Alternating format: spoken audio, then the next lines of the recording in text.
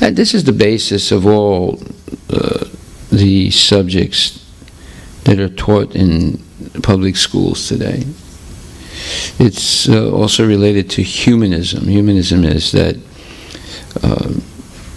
the belief that there's no God and the man is independent of any superior being, and that, in other words, total rejection of God, and that one has to depend only on human logic and reasoning and science to understand the world and understand the truth.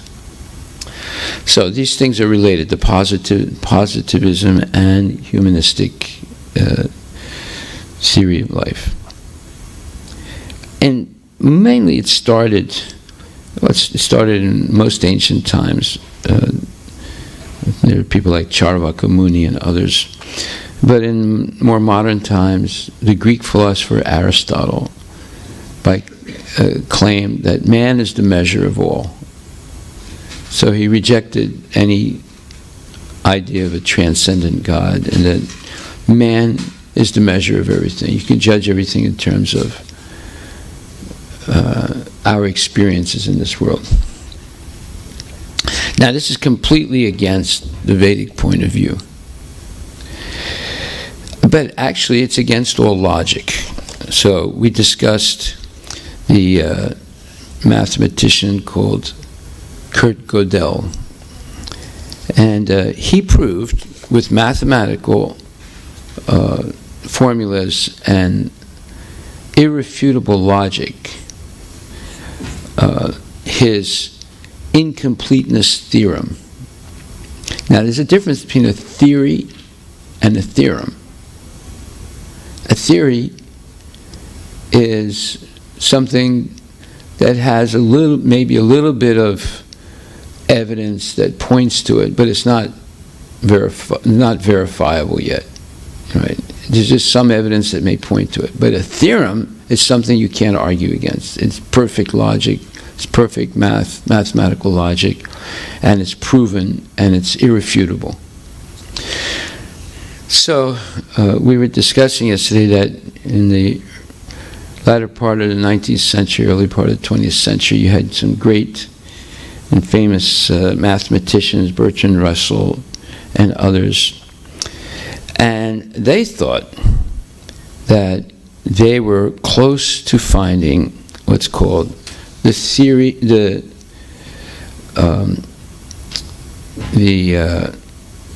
explanation of everything, or a mathematical equation that would solve all problems of life, all problems. Or it's called the theory of everything. And they wrote many books. I've seen that one book called Principia Mathematica by Whitehead. If you ever you can find it in the library. It's all math form.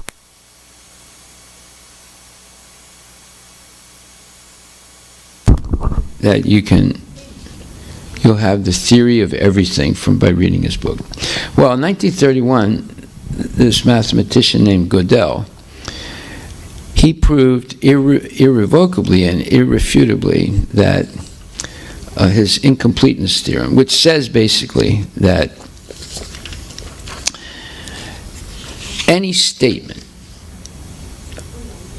requires, he said that no statement alone can completely prove itself true. It always requires some external observer or some external input. And by proving this, he completely pulled the rug under the feet of all these great mathematicians and scientists and thinkers. He proved to them that you'll never be able to validate everything with your science and math. So this was shocking.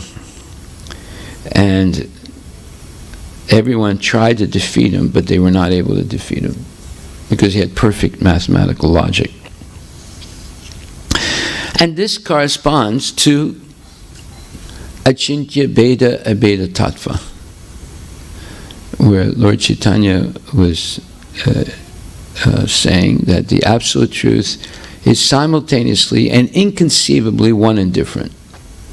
So, when you say inconceivably, this inconceivable principle means that you'll never be able to understand everything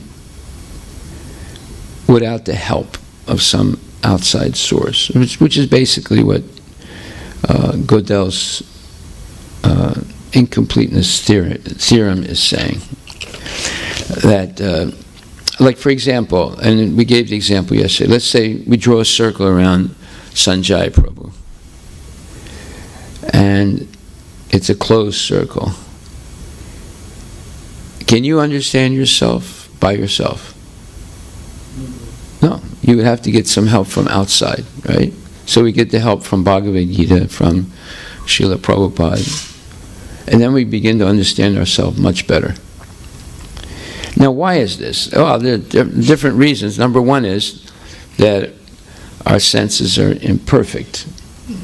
We have a cheating propensity, and we're easily illusioned, and we make mistakes. By the way, on this sheet from yesterday, Ananda, what keeps us in the material nature? You have to add 0.8, the 4 defects in the human being. So, we have these 4 fundamental defects, and these fundamental defects will preclude us or be an obstacle to us to attain perfect knowledge.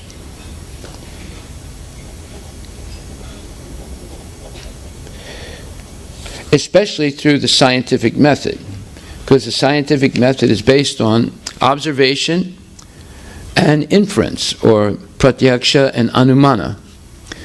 Both of those techniques, although they can give you some knowledge, they cannot give you perfect knowledge. Right? And then therefore the Vedic pramana, which includes pratyaksha and anumana, but the best pramana is sabda, receiving knowledge from a perfect source, or receiving knowledge from Krishna and the Vedas. So there are 8 principles that keep us in the material world. And number one is, if you look at the end of this sheet that you just received, the last page, number one is the 3 modes of material nature. Number 2, the time factor. Number 3, karma.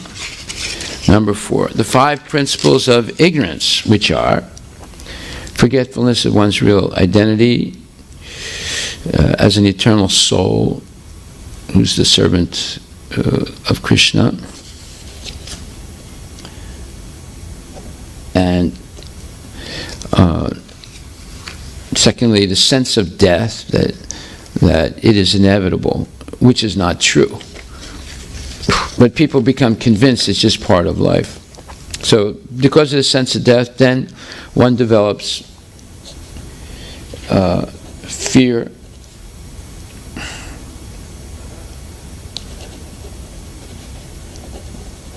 of death. And then anger after frustration. And anger after frustration is caused by lust, which is the result of the mode of passion.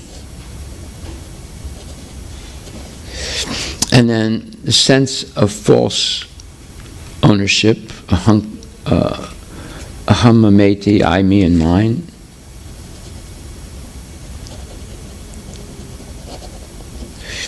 And then the illusory bodily conception of life, or the material conception of life, which we have explained extensively in my little booklet called Metaphysical Questions of Life. And then, after that, birth, death, old age, and disease. And then lust, anger, greed, illusion, madness, and envy. And And then number 7, the bewilderment of cause and effect. This is one that really keeps people in a state of illusion, or in the material nature. They're always trying to figure out cause and effect, and it's bewildering. Sometimes they can't figure out. Just like the man that killed, what was it, 48 people and injured over 800 people in, was it Las Vegas? Yes, right. They still haven't figured out why he did it. Some people say he lost money in the casino. Other people saying he was actually a terrorist working for ISIS. They don't know. They haven't figured it out yet. So, you see, cause and effect bewilders people. And you can never figure out exactly, like you have a trial. In the trial, they're trying to figure out, and they know what the effect is. Let's say the effect is murder or robbery. And now they're trying to figure out the cause of it, right? And sometimes there's not enough evidence, clear evidence to convict someone. So they use circumstantial evidence to convict someone, where there's more than a reasonable doubt that someone committed a crime. But there's some things they'll never know. Okay. So in the same way, this cause and effect keeps us in the material world. And then the last thing is the 4 defects of every human being. We make mistakes, we're easily illusioned, we have a cheating propensity, and our senses are imperfect. So here are the formidable obstacles to us getting out of this material world, going back to Godhead, or at least getting out of illusion and living in this material world with clear Krishna consciousness. So, yesterday we learned that faith always precedes knowledge. Although the kids were arguing at first that knowledge precedes faith.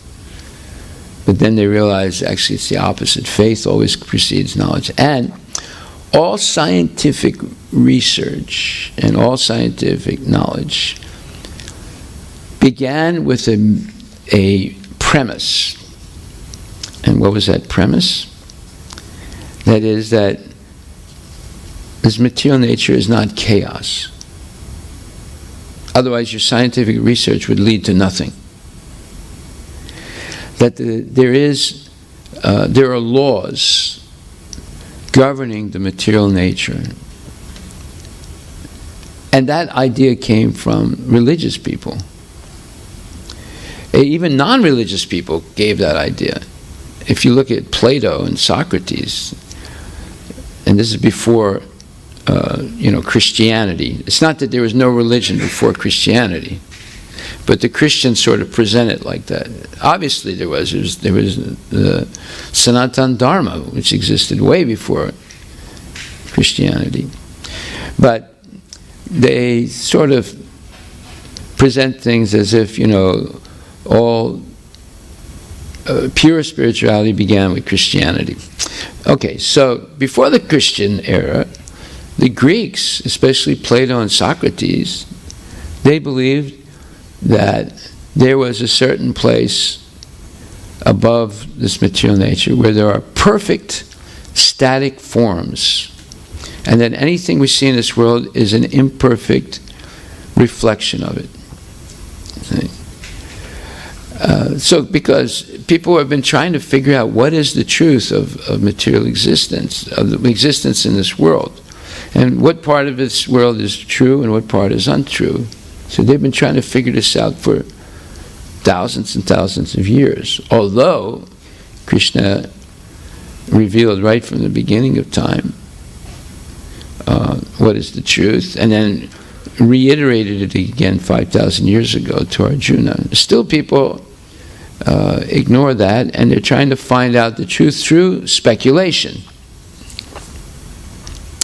However, one thing that they were sure of at a certain point was that the universe functions under a set of laws. And then they began to do their scientific research with that conviction. And at first, that was borrowed from religious ideas. But as they began to find things, they became puffed up and they threw religion out.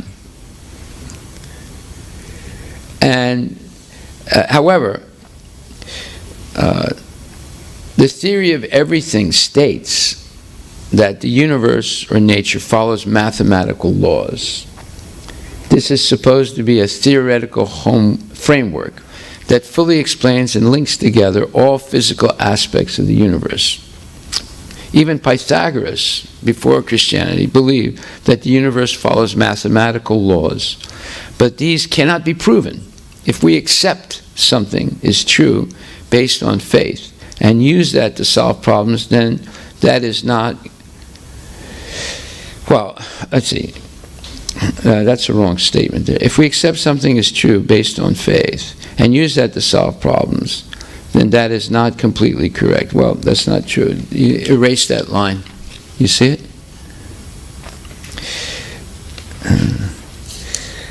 So, if we accept that the universe is functioning according to mathematical laws, well, that assumption is an assumption of faith. We haven't proved that yet. And even if we find some laws, like the law of gravity, the law of conservation of energy, we can't be absolutely sure of those things. Now, every time you throw a ball up, it comes down, right? But in a vacuum, where there's no air,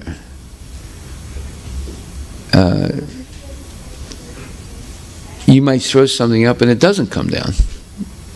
So the law of gravity, although it seems to be working all the time in normal life, there are situations in which it doesn't work.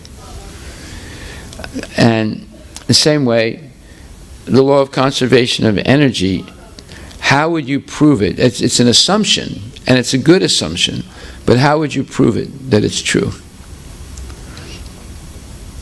Well, there would always be a possibility that it's not true. That's the point. So all these all these scientific, let's say, facts that we're dealing with today are based on faith that the universe is functioning under a set of laws. Now the question is, in this world, whenever there's a law, there's a lawmaker. So how come, if you claim as a scientist that the universe is functioning under a set of laws, that there's no lawmaker? It happened by accident, you see. So it's an illogical assumption. This positivism, which we discussed in the beginning, and humanism, both of these are illogical. They both assume that there are laws governing the universe, and they both insist that nobody made those laws. They just happened. Now,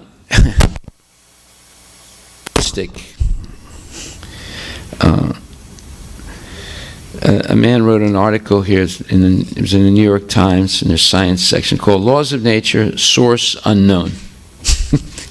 You see. And there's a so-called cosmologist, Paul Davies, in Arizona State University, and he's written many books on science. So he claims in an article that science, not unlike religion, so whenever there's a double negative, it's to trick you. And all these big scholars, they like to use double negatives. You know what a double negative is? Huh? It becomes positive. Yeah, it cancels itself out. But because you read two negatives, you have a hunch that it's negative, unless you've learned that they cross each other out. So here he says that Dr. Davies asserted in his article that science, not unlike religion, so not unlike, that's a double negative, that means like religion, right? But see, if he says like religion, everyone will object.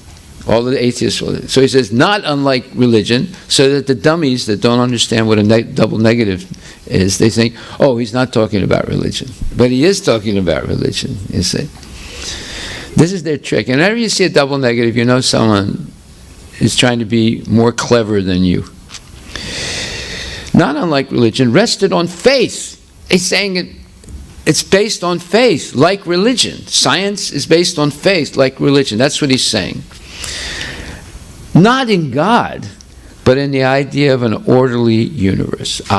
So he had to put that in to save his reputation with the scientists and the universities. He says, not in God. Faith is not in God, but in an orderly universe.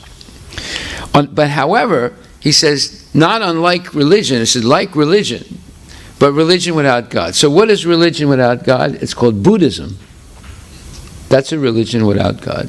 That's why these scientists, whenever they become religious, they go to Buddhism, because it's religion without God. Right? Or modern, what do you call that? New Age religion. That's another religion without God. Without that presumption, a scientist could not function. It said if the scientist doesn't believe that the universe is orderly and functioning under a set of laws, then he couldn't function. The scientist, you wouldn't be able to get anything done by science. His argument provoked an avalanche of blog commentary, articles on edge.org, and letters to the Times, New York Times Magazine, pointing out that the order we perceive in nature has been explored and tested for more than 2,000 years by observation and experimentation. In other words, he's saying, you don't have to talk about God. For 2,000 years, we've noticed that there is order in the universe. Right? So it has nothing to do with God. This of course, is a very stupid argument, right? And then they say, that order is precisely the hypothesis that the scientific enterprise is engaging, is precisely the hypothesis by which the scientific enterprise is engaged in testing. In other words, they're doing their experimentation, they're doing their testing, because they have a hypothesis. What is a hypothesis? It's a guess. Oh yeah, go ahead. That's what it is? Yeah, it's a guess. It's a so-called intelligent guess, but it's still a guess. A guess is you think it may be true, but you're not sure, right? Yeah? Yeah. So now he talks about another nonsense. David Gross, director of the Kavli Institute of Theoretical Physics in Santa Barbara, California, and co-winner of the Nobel Prize in Physics, told me in an email message, I have more confidence in the methods of science based on the amazing record of science and its ability over the centuries to answer unanswerable questions than I do in the methods of faith.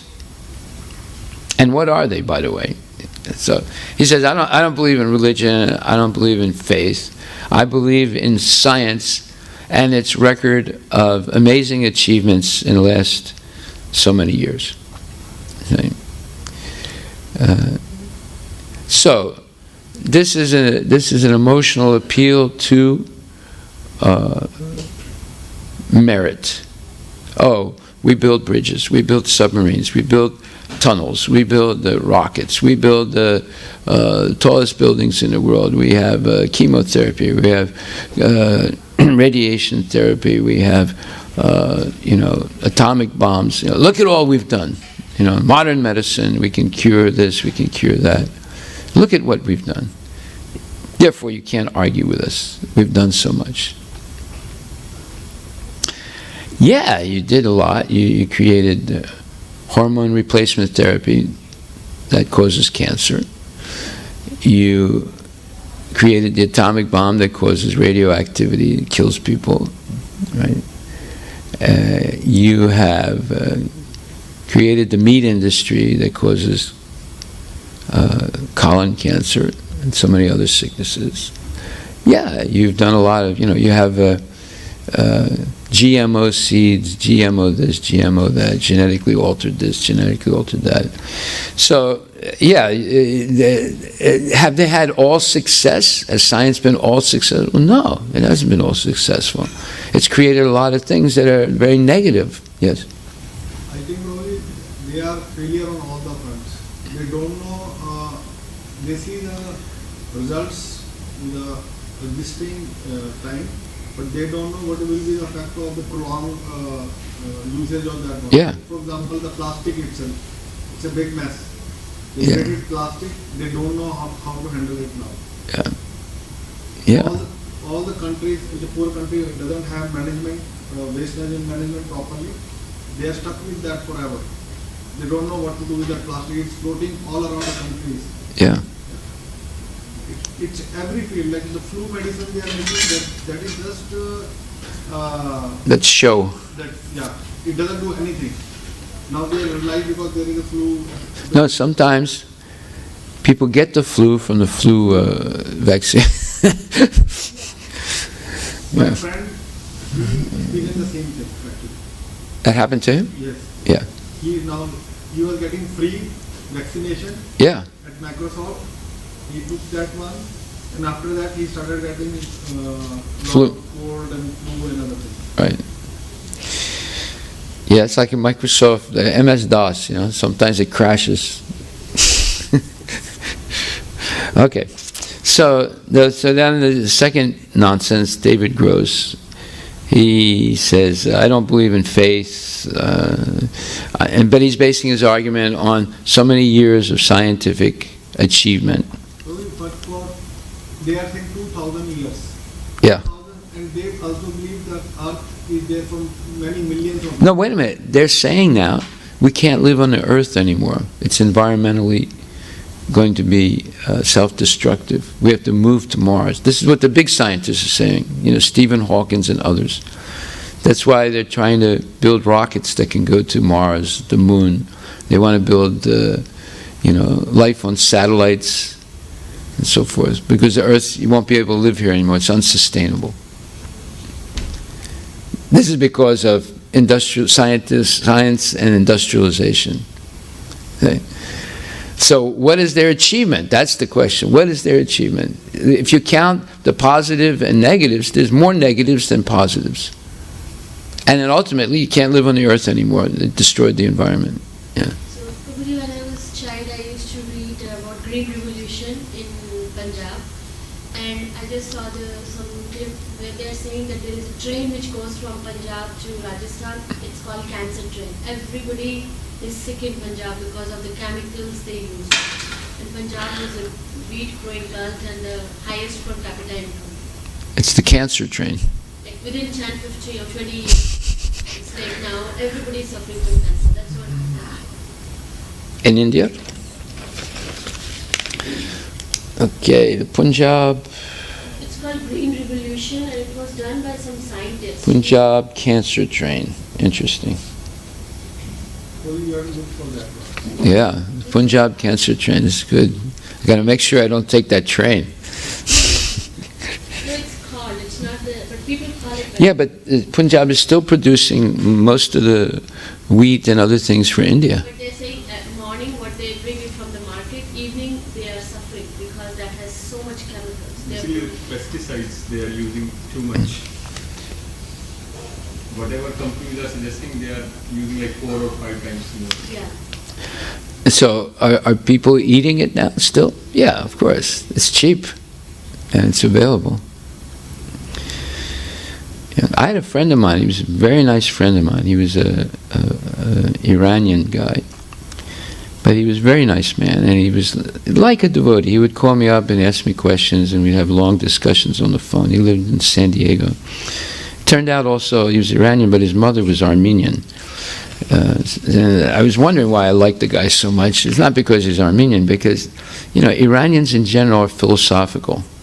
because their culture is close to Vedic culture, especially the Zoroastrians and things like that. So anyway, he got cancer. So then he called me up and he's asking my advice. I gave him a lot of advice, and he was taking Uncle Harry's products and everything. Then I didn't hear from him for a little while, and then he called me up one day. He says, "Oh, I'm going to get the pinpoint radiation therapy." I said, "What's pinpoint radiation?" "Oh, they only put the radiation on the cancer cells, not the surrounding cells." I said, "Don't believe it." He said, No, they're PhDs. I said, "Don't believe it." I said, "Don't do it." I said, "I mean, you're still alive, right?" He said, "Yes." I said, "So don't do it. Just keep, just pay attention to the dietary suggestions I gave you and the natural supplements, especially turmeric and the SCAC formula and juices and this and that." I gave him a whole program. He didn't listen to me. The next time I heard about him, his mother called me up and told me he died.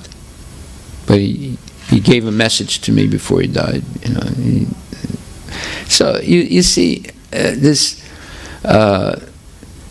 brainwashing by modern science and pharmaceutical companies and the seed companies and the pesticide companies and the fertilizer companies and all these companies, these multinational companies, they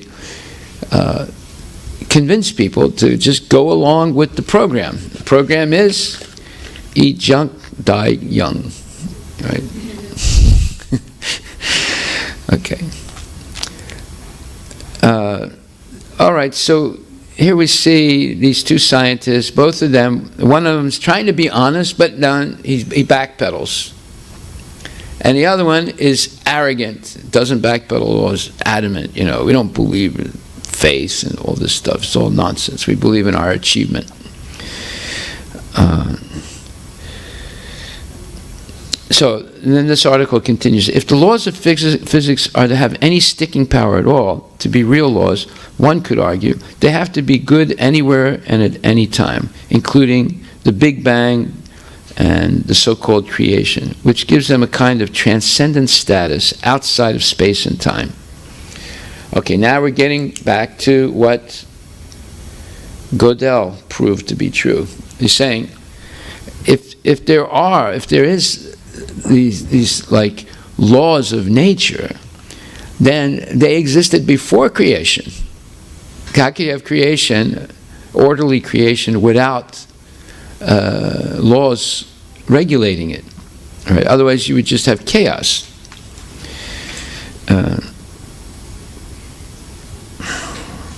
So now, this Dr. Davies, the guy who's trying to be nice, he complains that the traditional view of transcendent laws is just 17th century monotheism without God. So 17th century monotheism, this is the Renaissance area. And some people started to believe, in Socrates' point, that man is the measure of all. And they believed in some kind of, one God or one supreme power or one supreme force that's impersonal. And the big adherent of this was a guy named Spinoza. He was a Jewish philosopher that lived in the Netherlands, and he believed in a transcendent power. It was Mayavadi, right? And then first they started with this, impersonal God, and then God got killed off and the laws just free-floated in a conceptual vacuum but retained their theological properties. You see how these men all play games, He's describing what happened. At one point, because the scientists started finding some things, they threw any conception of transcendent God out, whether it's personal or impersonal, and they just talked about the laws that are free-floating in the air somehow. they retain their theological properties. That means they're transcendent and they're existing before creation. Then he says, but the idea of rationality in the cosmos has long existed without monotheism, without belief in God. This idea that man is the measure. That was Aristotle that started that in the West. That man and his power of reasoning. Aristotle is the father of modern logic. See? And he says, as far back as the 5th century before Christ, well, you're talking about the time of Aristotle, Greek mathematicians and the Greek mathematician and philosopher Pythagoras and his followers proclaimed that nature was numbers. Not only numbers, Pythagoras also talked about sarigama patanisa, that nature is functioning. There's a perfect, let's say, conjunction or vortex of math and music, the movements of the planets and so forth, and the body of man, the functioning body of man. It's all interrelated. Pythagoras, by the way, was a brahmachari. He had an ashram of disciples. They were all vegetarians. They fasted a lot. And they studied mathematics, music, very much like, an ashram in South India. Right? But they were connected already in the 5th century before Christ. Greece and India were connected. There were a lot of interchanges going on. No, he was in Greece, but they were connected. What's the proof of that? It's called the Heliodorus column. The Heliodorus column was built by a Greek in South India, in Andhra Pradesh. He was an ambassador from the king of Greece to the king of Andhra Pradesh. And he converted to Vedic Dharma. And he said, my name is so-and-so, but now my name is Govinda Das. And I'm an ambassador from this king of Greece to this king of Andhra. And my Lord is Krishna. So they discovered that column. The column has been there since 2,500 years, but they didn't dig down deep into the column, to the base of it. But they did that in the end of the 19th century, and then they saw all this writing on it in Greek, where he's saying, my name is Govinda Das, I'm an ambassador from the king of Greece, and I believe that Krishna is my God, and Govinda is my God, and so forth. So there were a tremendous amount of interaction between India and Greece, and that's an archaeological proof of it. So then he starts talking about some other scientist named Steven Weinberg, another Nobel laureate at the University of Texas, Austin. And he believes, he's like a Platonist. He believes that there is some area in the universe where there are perfect forms, and whatever we see here are imperfect reflections of those perfect forms. So it's another type of static spiritual world. But there's no such thing as a static spiritual world. There's another speculation by Plato and Aristotle. And then there's another cosmologist named Max Tegmark at the Massachusetts Institute of Technology. And he says that, he speculates that mathematics does not describe the universe. It is the universe itself. In other words, it's independent of mathematics. It's the universe itself that's existing in this predictable way. Anyway, you see, these are all speculative theories. They all want to avoid Krishna or God, and but they can't avoid the laws of nature. And the laws of nature are have to be pre-existing to creation of nature. So then you get into this, let's say, this circular argument, but they've cut off part of the circular. That's the circle. That is Krishna or God. And so they never can complete it. And that was the proof of Gödel. He said, you'll never be able to prove. His incompleteness theorem was, you'll never be able to validate all truths because you need the help of something outside of the universe to validate all the truths of the universe. Let's say you draw a circle around the whole universe. Then there's not enough information in the universe to explain everything. You have to come from the outside in. Okay, so we discussed that yesterday, and we discussed it just a little bit more today. Today we introduced the concept of positivism and humanistic education that both reject anything metaphysical or spiritual, and they say that you can figure everything out with logic and math and science and human endeavor. Okay, so now we discussed yesterday pramanas, or epistemology. How do you know something is true? So there's pratyaksha, anumana, and sabda. And sabda means an axiomatic truth, something that's so self-evident you can't argue against it, right? So, but we begin, the sabda begins with the statements of Krishna. For example, 2nd chapter, 20th verse. Na jayate mriyate va kadachin nayam bhutva bhavita va nabuya ajo nitya sasvatam yam puranam na hanyate hanyamane sarirai. For the soul there's neither birth nor death at any time. He has not come into being, does not come into being, and will not come into being. He is unborn, eternal, ever-existing, and primeval. He is not slain when the body is slain. So this is knowledge coming from outside the universe. Can the scientists validate this? Answer? What do you think, Arush? Can the scientists prove that the soul exists? Huh? No, they can't. They can't even see the soul. They can't even measure the soul, although this measure is given in the Vedas. The soul is 1/10,000th the tip of a hair. But if you go and try and measure 1/10,000th the tip of a hair, it becomes smaller than an atom. They can't see an atom, then how would they be able to see the soul? You see?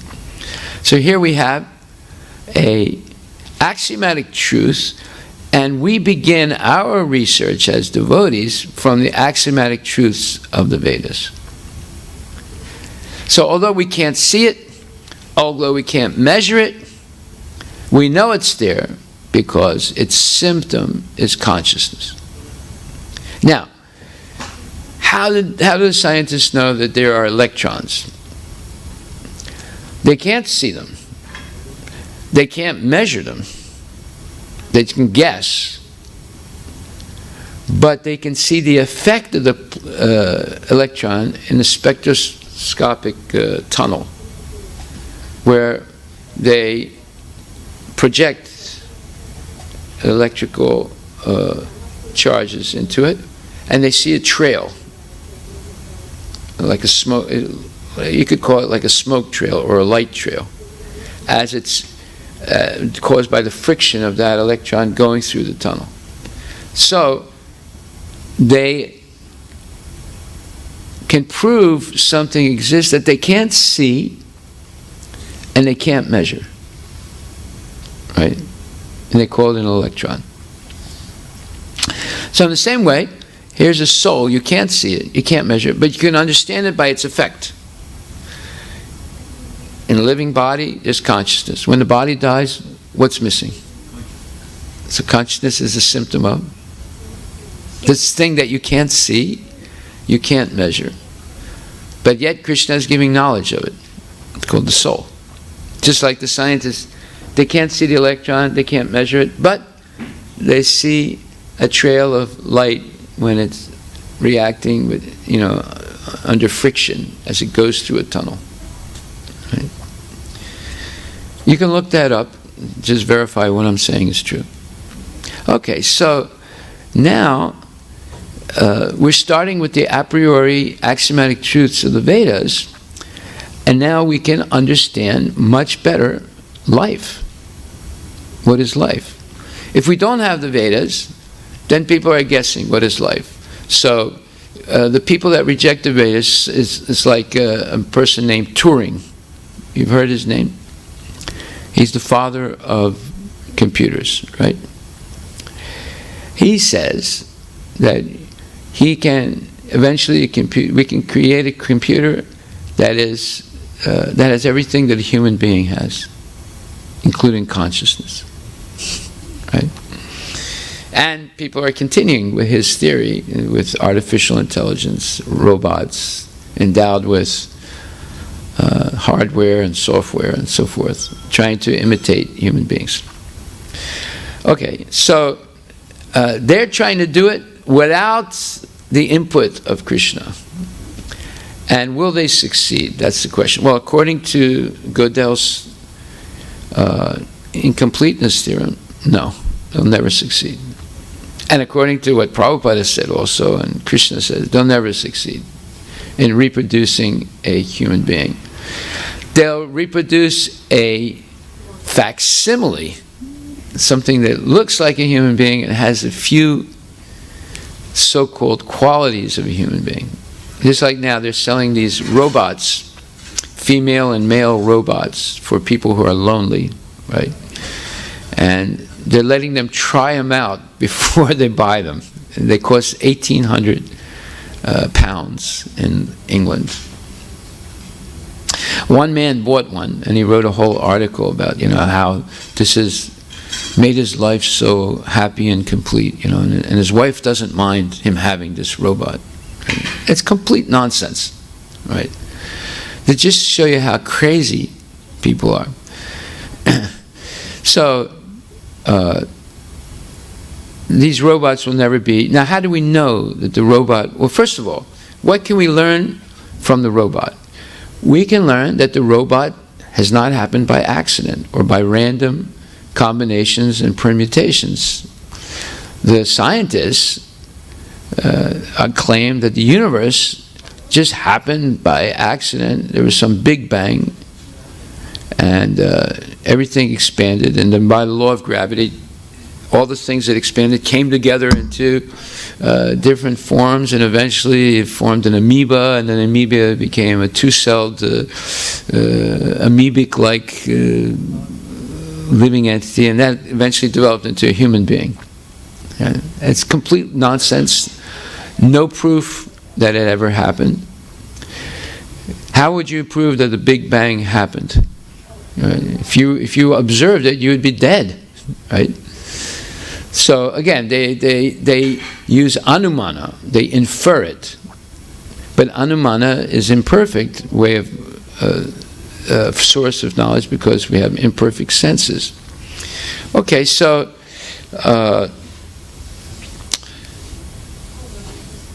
So then we discussed about Bertrand Russell and these mathematicians, and then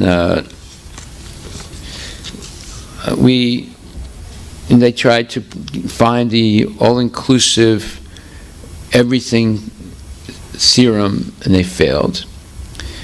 And then Gödel comes and says, anyway, it's mathematically impossible that you could do such a thing.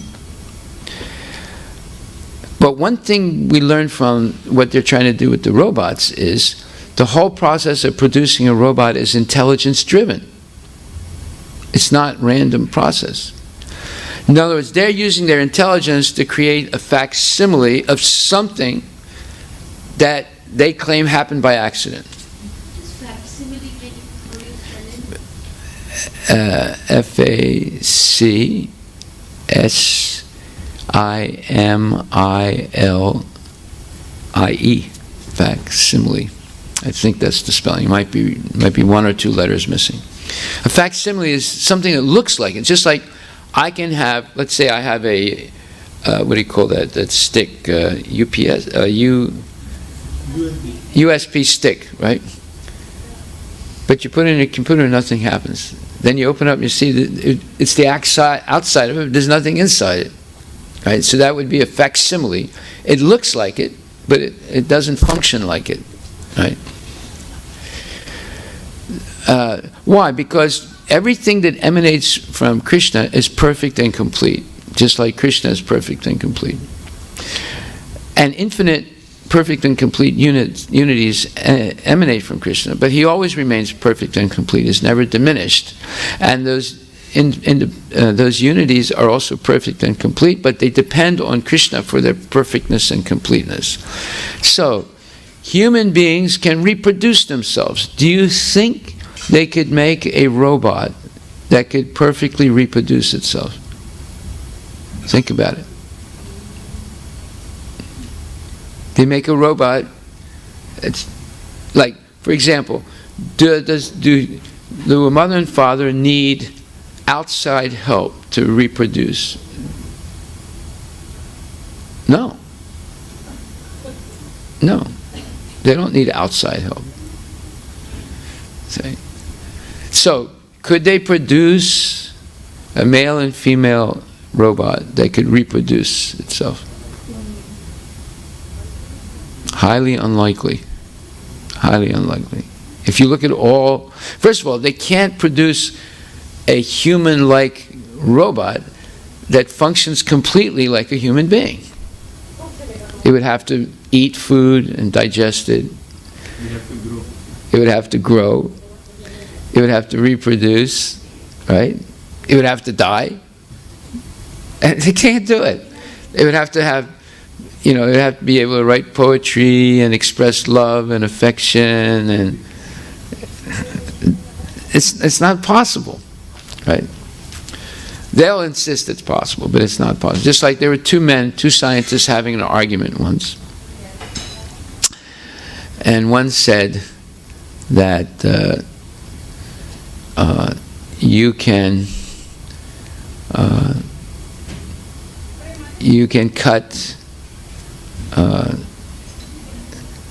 a rope, one of these thick ropes, right, with your hands. And the other one said, no, it's not possible. You need very strong scissors. So they got into the argument, went back and forth, back and forth. Finally, the guy who said you can cut the rope with your hands took the man's neck and started choking him. And then when the man sort of passed out, he threw him into a river. And as the man was floating down the river, he sort of woke up and he put his hand up and he went like this. And then he drowned and died. You get the story? What is this? Scissors. The last thing he said was, he still insisted, even though he's dying, going down the river, he goes, scissors. You see? So this is what happens. By the way, after Gödel came up with his incompleteness theorem, many scientists refused to accept it. And it says, and they all went to their deaths convinced that one day science will find a solution. It's like that. He's going down the river, he's dying. The last thing he says goes like this with his hands, scissors, right? Yeah, it's all nonsense. So, then we talked about something very important. Why is it that people have so much difficulty accepting that God exists, especially the atheists? Because if they accept that someone is perfect and complete, has all knowledge, has all power, all beauty, all fame, all renunciation, everything, that means they should surrender to that person, because they could never be equal or greater than that person, and that they're dependent on that person. Krishna is Nitya Nityanam Chaitanas Chaitananam. He is maintaining all living entities. All living entities are eternal, but he's the supreme eternal who's maintaining all other entities. And he's the source of knowledge. He's the source of everything.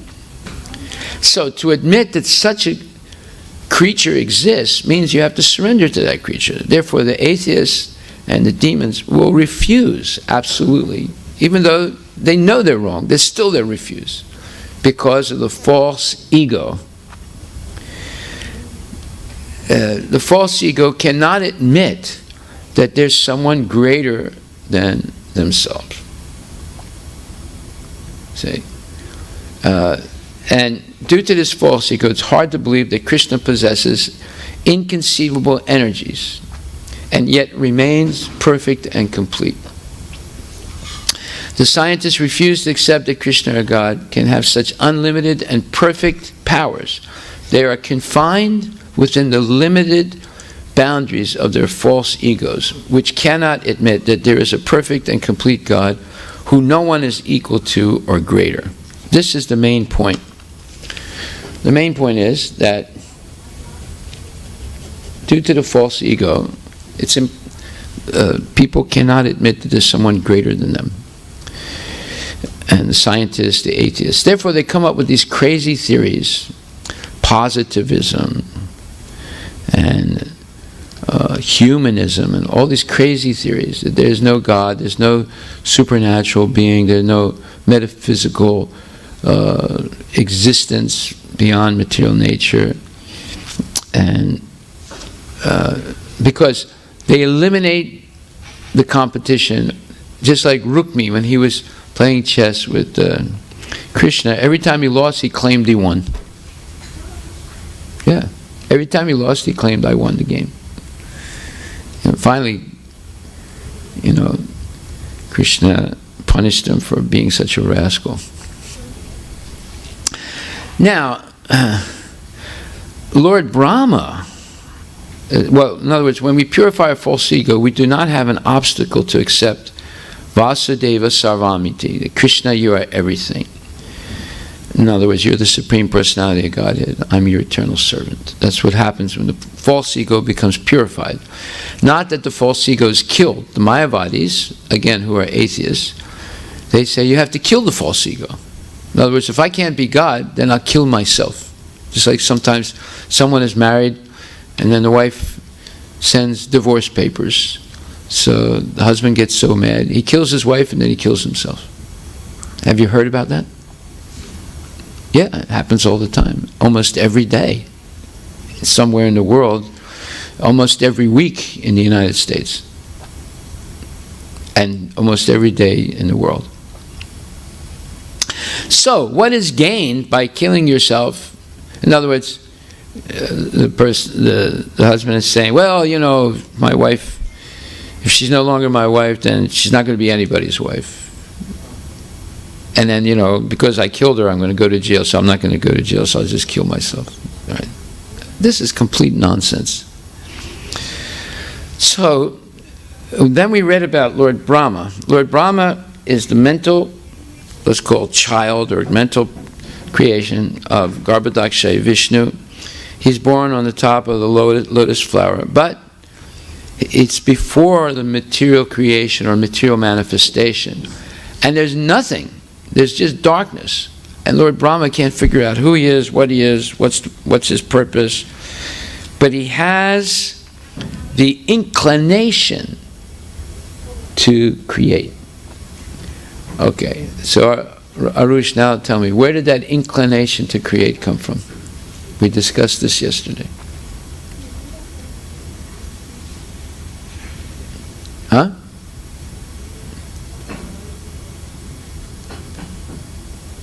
Why don't you look in the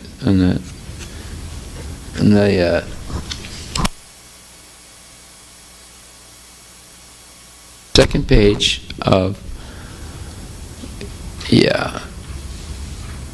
and you see, how did Brahma get rid of his false ego? You see that? Okay, now read it. What does it say? Do we have a microphone?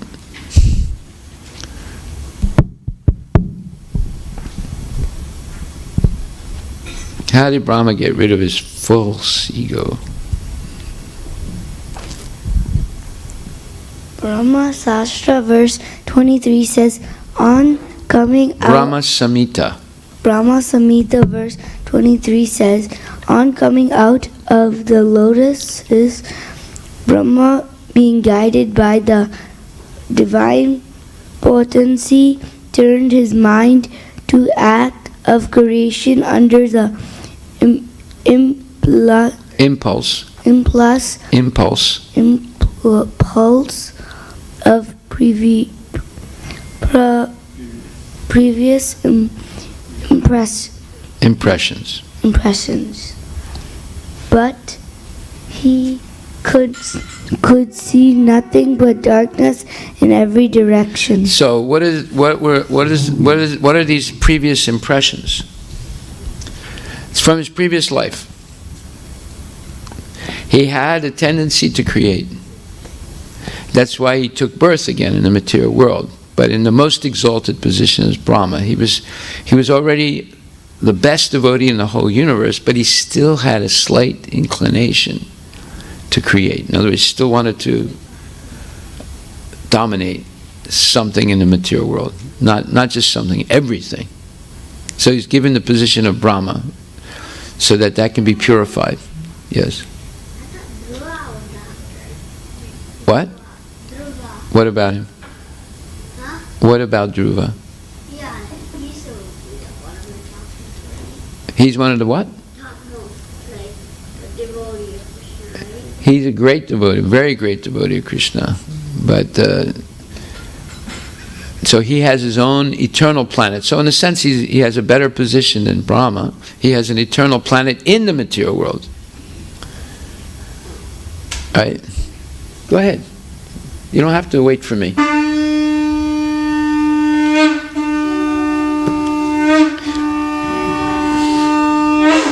Don't wait for me to look at you. You just blow the conch shell, okay?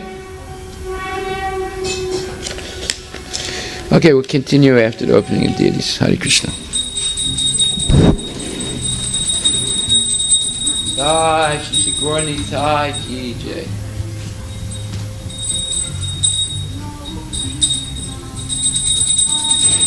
Haribol.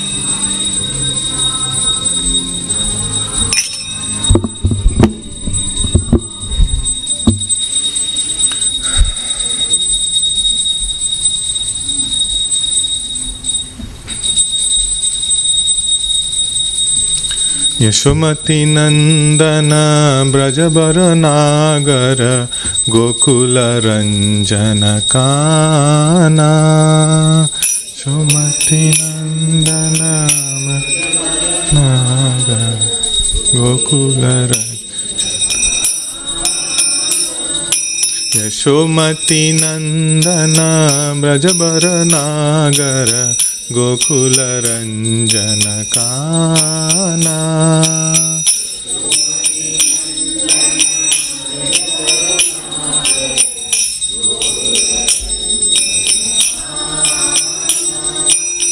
Gopi Parana Dhana Madana Manohara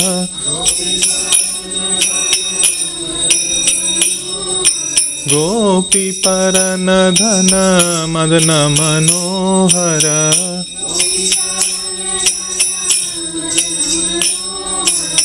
Kaliya Dhamana Vidhana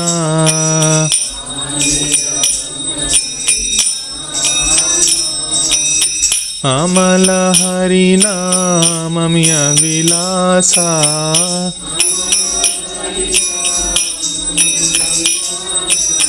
Amala Harinamamya Vilasa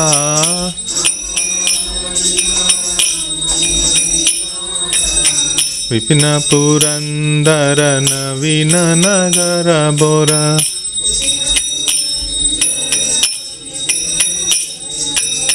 Vamsi Vadana Suvasa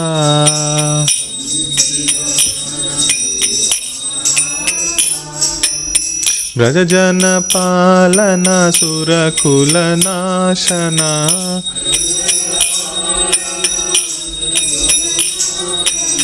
Brajajana Palana Surakula Nashana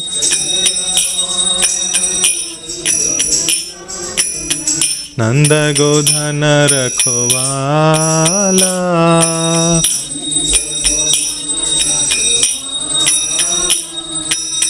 Govinda Madhava Navnita Taskara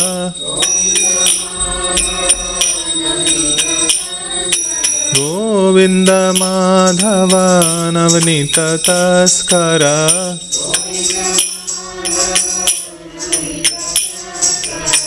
Sundarananda Gopala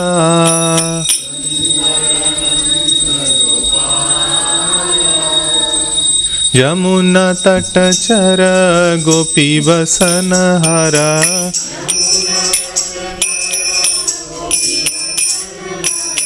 Rasarasika Kripa Moya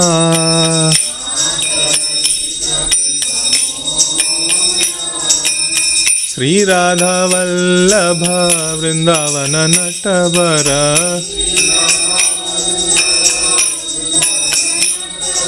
Sri Radha Vallabha Vrindavana Natabara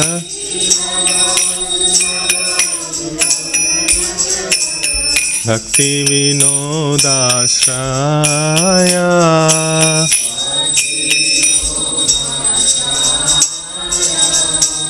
Yashomati Nandana Brajabara Nagara Gokula Ranjana Kana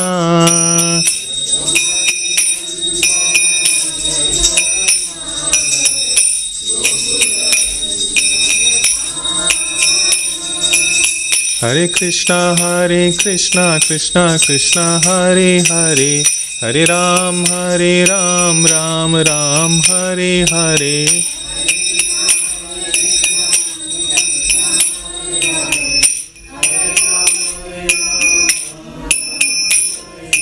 Hare Krishna, Krishna Krishna, Hare Hare, Hare Ram, Ram Ram, Hare Hare.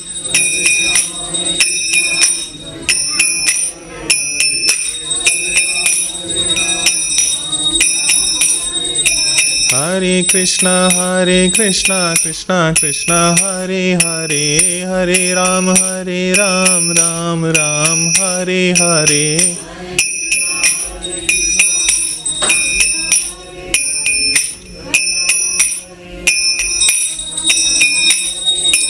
Hare Krishna, Krishna Krishna, Hare Hare, Hare Ram, Ram Ram, Hare Hare.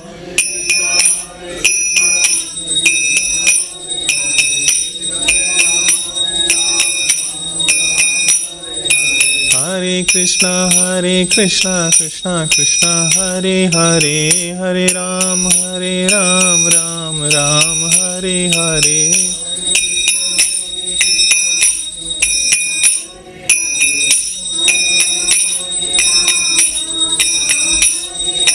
Hare Krishna, Krishna Krishna, Hare Hare, Hare Ram, Ram Ram, Hare Hare.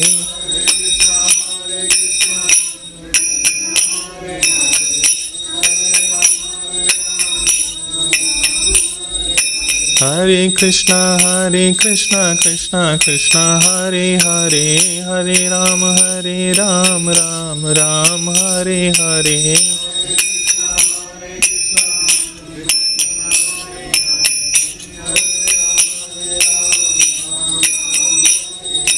Hare Krishna, Krishna Krishna, Hare Hare, Hare Ram, Ram Ram, Hare Hare.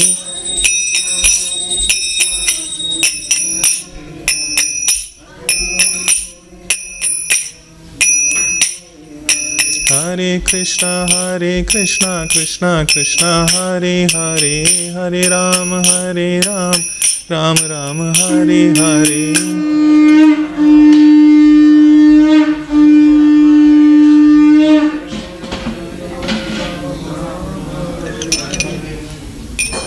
Gonditai ki jai.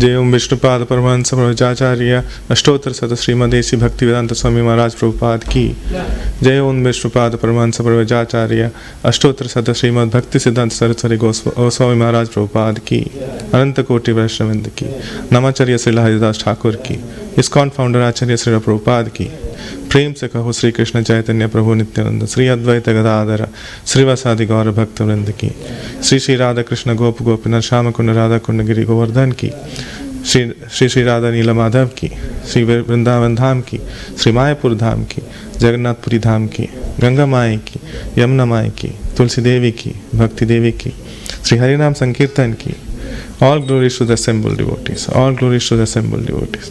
All glories to the assembled devotees.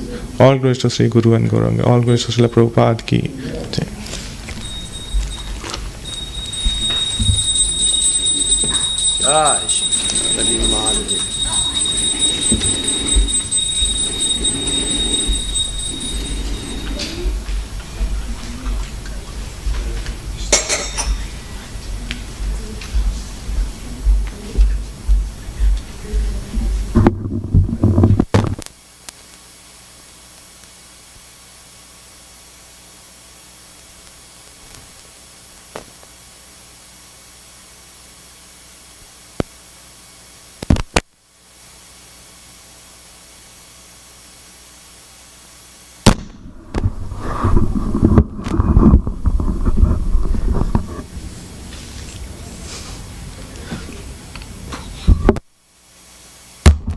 Hare Krishna.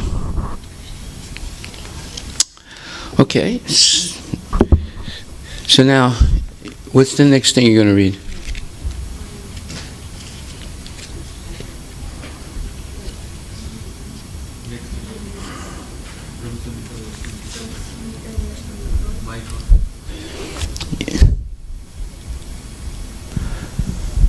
From Samhita, verse 24.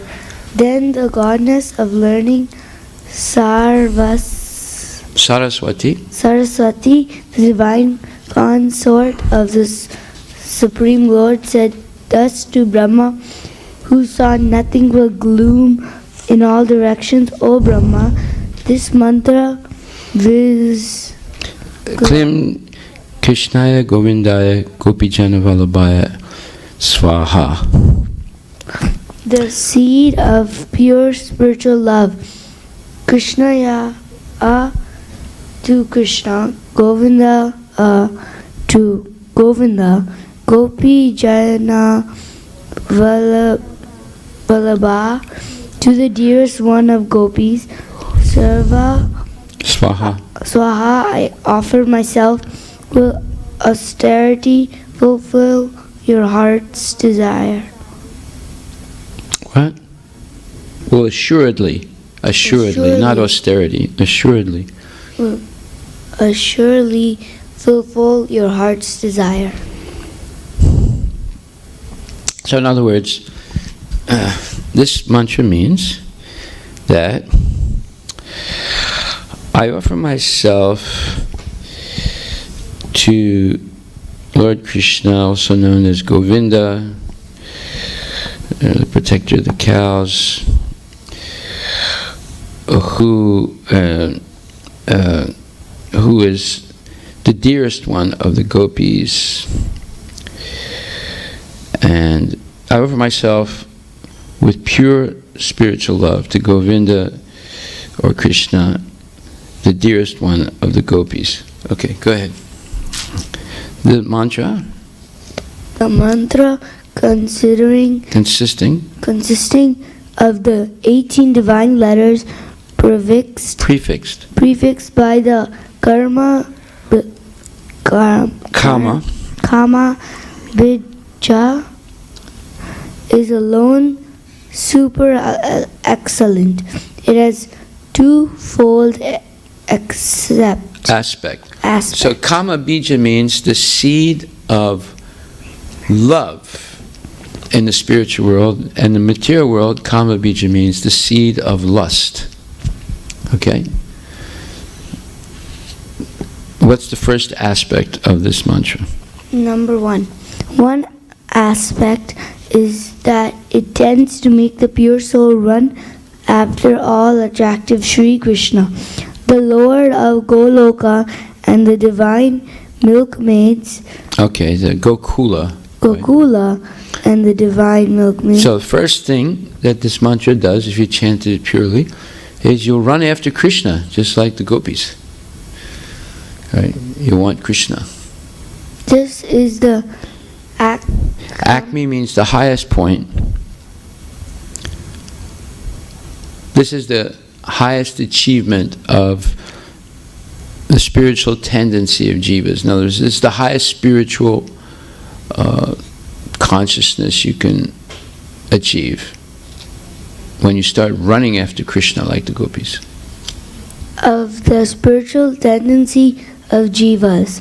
When the devotee is free from all sorts of mundane desires and willing to serve the Lord, he attains the fruition of his heart desire, viz. Meaning the love of Krishna. Yeah, viz is Latin abbreviation. It means you can see, which means you see, or it points to the love of Krishna.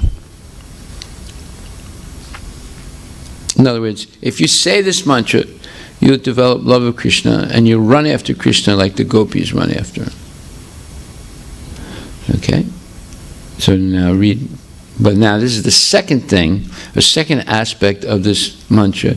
Kim Krishnaya Govindaya Gopijana Vallabhaya Swaha. This is the second aspect of this. Go ahead. 2. But in case of the devotee who is not unmixed aptitude. So what is this? What is this? Not unmixed aptitude. What is that called? That is called a double negative. No, double negative. So whenever it's double negative, it means the two negatives cancel each other out. It becomes positive. It's an intellectual way of saying something positive. Okay? So not unlike means like. The not and the unlike cancel each other out. It means like. So here it's saying, but in the case of a devotee who is not of unmixed aptitude, in other words, has mixed aptitude, has mixed desires, who has mixed desires, material and spiritual. Now, is that good? Let me ask you, what do you think, what's his name? Arjun, what do you think? Is that good to have mixed material and spiritual desires? Is that a good thing? You're right. The answer is no. What should you have? Only spiritual desires. Huh? Only spiritual desires. Right. So now the second thing that you can achieve with this mantra is not actually good. Or it may be good in a roundabout way. Okay, obviously it's going to be good in a very roundabout way, but it's very roundabout. So go read it now. But in the case of the devotee who has mixed desires, material and spiritual, this super excellent mantra fulfills his heart's desires also. right. So if you have mixed desires, you have some material, some spiritual desires, if you chant this mantra, you will get them also. However, you won't get spiritual kama bija. You'll also feed the material kama bija, the seed of lust. Yeah. We cannot chant this then? Well, the whole idea is, it's all about what are your desires. If your desire is, it doesn't mean you're a pure devotee, but if your desire is to become pure, then this mantra, when you chant it, you'll gradually become a pure devotee. But if your desire is, I want to become pure, but not that pure, I also want sense gratification, then that's what you get. Okay, go ahead. The transcendental kama bija. Bija means seed. Seed of either pure love or seed of lust. Pure love in the spiritual world, lust in the material world. Go ahead. Is inherent in the divine logos. Logos. So this is a big word, logos. It's a Greek word, has a very deep, complicated meaning, but basically it refers to Krishna and everything that emanates from Krishna. That means Bhagavad Gita, that means the material world, that means Narayana, it means... No, divine logos originally means something that's spoken, but the meaning is extended to God and whatever He creates, and whatever He expands. Anything coming from Krishna and expanded from Krishna. It has a very, very big philosophical meaning, right? But originally it meant something that is spoken. Go ahead.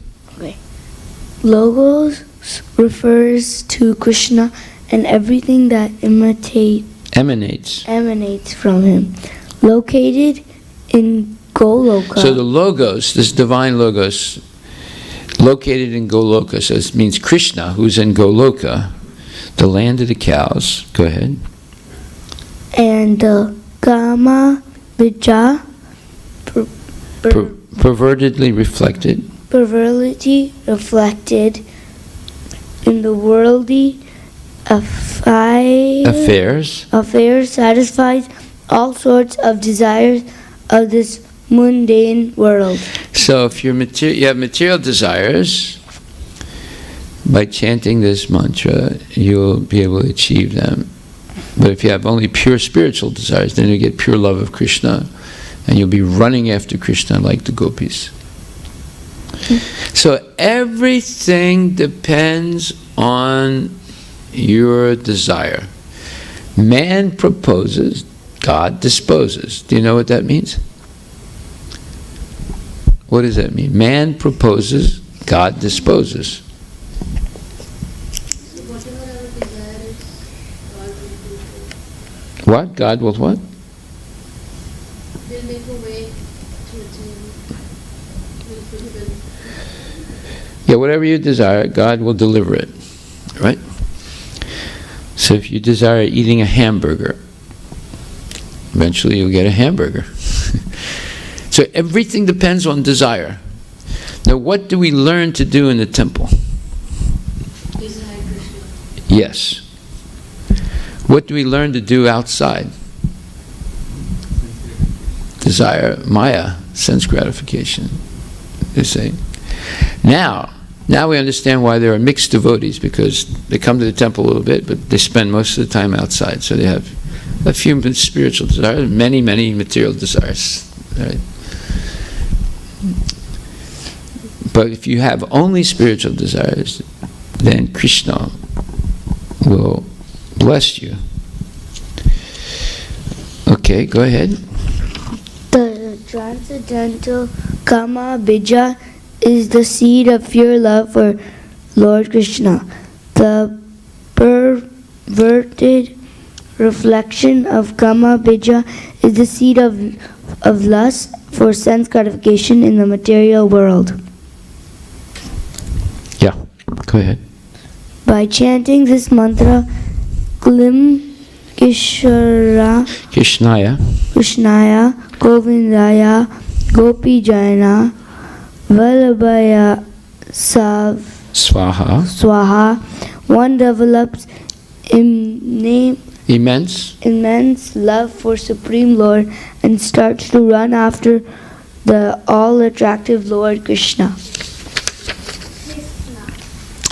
Very good. You want to read, Arjuna? Huh? Yeah. PS verse 25. BS verse 25. O Brahma, do Thou practice spiritual association by means of this mantra. Then all your desires will be fulfilled. By saying this mantra, we achieve spiritual associations with Krishna. When we are spiritual associates with Krishna, all our spiritual desires are fulfilled. Good. So, Sanjay, you can read next. This is Bhagavad Gita, first chapter, 32nd to 35th verse. Bhagavad Gita, first chapter, 32-35 verse. 32-35. 32-35 verse. Arjuna has addressed Lord Krishna as Govinda because Krishna is the object of all pleasure for cows and the senses. By using this significant word, Arjuna indicates that Krishna should understand what will satisfy Arjuna's senses. But Govinda is not meant for satisfying our senses.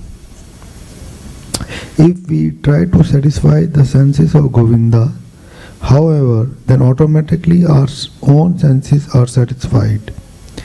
Materially, everyone wants to satisfy his senses, and he wants God to be the order supplier for such satisfaction. The Lord will satisfy the senses of the living entities as much as they deserve, but not to the extent that they may covet. Desire. Covet means desire. But when one takes the opposite way, namely, when one tries to satisfy the senses of Govinda without desiring to satisfy one's own senses, then by the grace of Govinda, all desires of the living entities are satisfied. Arjuna's deep affection for community and family member is exhibited here partly due to his natural compassion for them. He He is therefore not prepared to fight. Everyone wants to show his opulence to friends and relatives, but Arjun fears that all his relatives and friends will be killed on the battlefield, and he will be unable to share his opulence after victory. This is a typical calculation of material life. The transcendental life, however, is different. Since a devotee wants to satisfy the desires of the Lord, he can, willingly accept all kind of opulence for the service of the Lord, and if the Lord is not willing, he should not accept a Farthing. farthing. That means like 1 paisa in English money, old English money. Arjun did not wants to kill his relatives, and if there were any need to kill them, he desired that Krishna kill them personally. At this point, he did not know that Krishna has already killed them before their coming into the battlefield, and that he was only to become an instrument for Krishna. This fact is disclosed in the following chapters. As a natural devotee of the Lord, Arjun did not like to retaliate against his miscreant cousins and brothers, but it was the Lord's plan that they should all be killed. The devotee of the Lord does not retaliate against the wrongdoer, but the Lord does not tolerate any mischief done to the devotees by the miscreants. The Lord can excuse a person on his own account, but he excuses no one who has done harm to his devotees. Therefore, the Lord was determined to kill the miscreant, although Arjun wanted to excuse them. Wow, this is extremely profound purport. It could take us many years, maybe even many lifetimes, before we can understand it. Prabhuji, I have one question here. Yeah. That here in this para, it's written that Arjun wanted that Krishna should kill them. That means he didn't want to serve Krishna. That's what it means. He wanted Krishna to do the dirty work so he could maintain his good reputation as a goody-goody guy. All right? Okay. It's like someone says, you hold the marijuana cigarette, I'll smoke it from your finger. Right? So that you get the stain on your finger. When the police come, they'll arrest you because you have the stain, I won't have the stain. Yeah.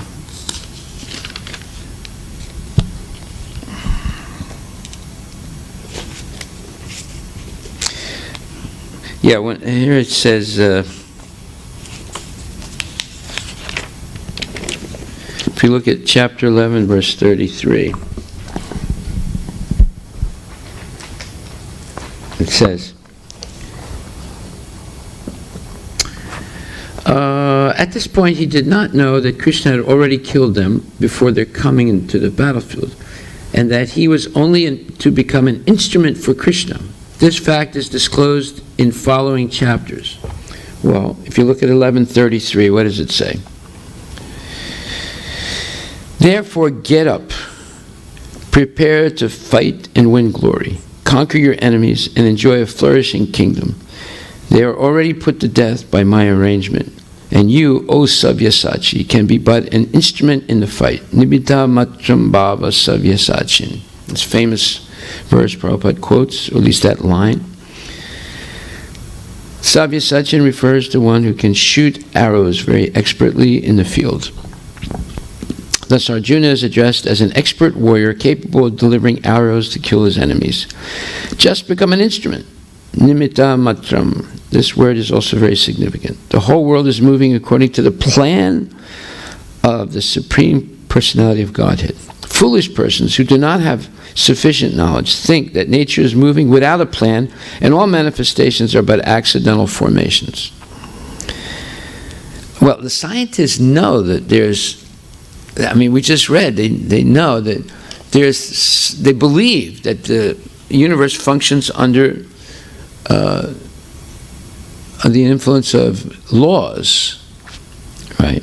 And there are other philosophers that say everything's happening randomly, right? So on the one hand, the scientists are experimenting, knowing or having the faith that there are laws that they can discover and predict things in the future once they find those laws.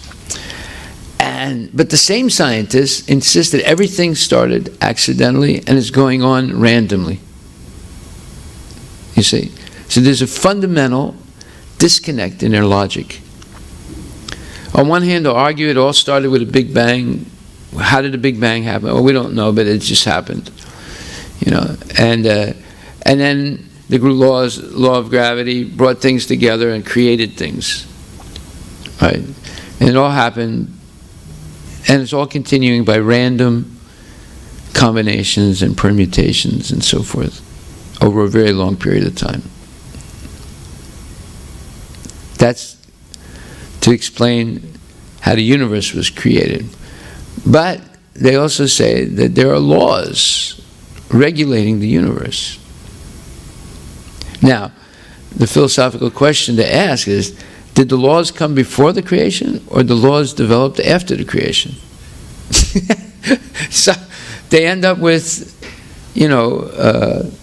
big holes, philological holes in their statements. Yeah.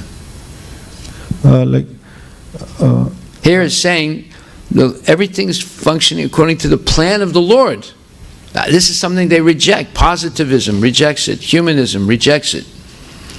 Go ahead. Yeah, I'm trying to understand why we discuss about the scientists and their thinking, their philosophy. What? Because everyone is accepting the scientists as authorities today. And they're continuing their scientific research, and they keep saying, oh, we will do this in the future, we'll do that, and people believe it. And the more they believe it, the less they believe in God. That's why religion is in decline. And they're bluffing. They're all bluffing. Bluffing means they're cheating, they're lying. So unless we understand them, we can get influenced by them. If you understand that the snake has poison, then you're not going to be tempted to play with the snake. But if you don't understand it, then you're tempted to play with it because it's shiny, it has colors, it looks beautiful, it has a tongue, it has eyes.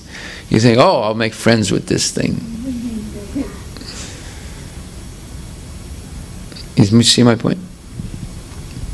You get too close to the snake, he'll bite you with poison and you die. You get too close to the scientists, you start becoming chummy with the scientists, they kill you with their poison. Their poison is all their false concepts and theories. Is it?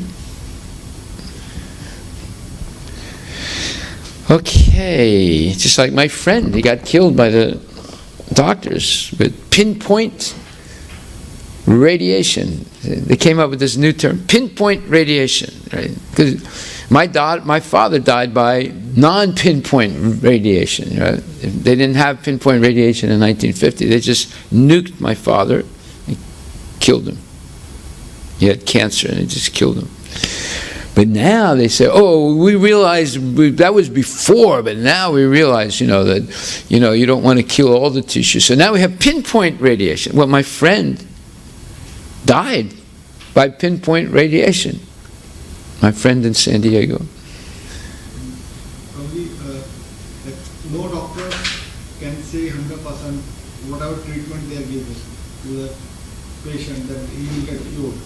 Or the surgeries they are doing, they are not sure of anything. Oh no, they make you sign a waiver before the surgery, recognizing that the surgery could fail. You have to sign that. Otherwise, they don't do the surgery. They cannot, if their science cannot predict anything, like what will be the outcome, then what is it all about? It's bluff. It may come, it may work or it may not work. That's what they are going through.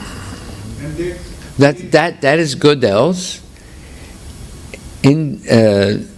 what's it, indecisive theorem, right? That you cannot